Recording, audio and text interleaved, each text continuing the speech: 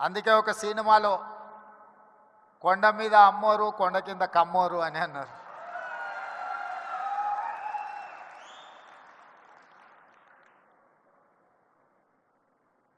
నేను మామూలుగా మా మిత్రులతో అంటుంటా, కమ్మాస్ ఎక్కడున్నారో మనం గుర్తుపట్టాలంటే పెద్ద రీసెర్చ్ చేయాల్సిన అవసరం లేదు.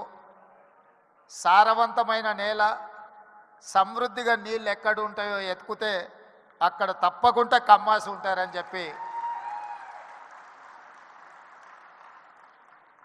అది ఇవాళ కర్ణాటక అయినా,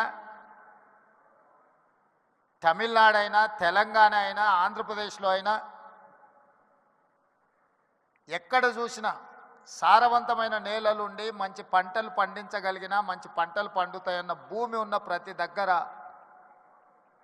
కమ్మ సోదరులు అక్కడ ఉంటారు. వాళ్ళ ఆలోచన ఎప్పుడు కష్టపడాలి, పంటలు పండించాలి, 10 మందికి ఉపయోగపడాలి, 10 మందిని ఆదుకునే ఆలోచన చెయ్యాలి అనేదే ఆ సామాజిక వర్గ నేపథ్యం. అదేవిధంగా నాకున్న సంబంధాలు కానీ లేకపోతే నాకున్న సన్నిహిత సంబంధాల గురించి నేను పెద్దగా చెప్పాల్సిన అవసరం లేదు.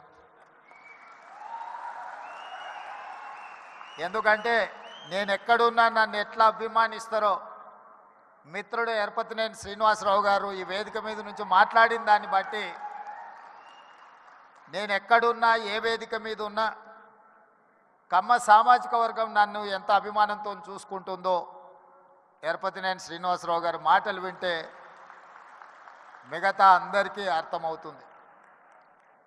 అదేవిధంగా సత్యవాణి గారు ఒక మాట అన్నారు.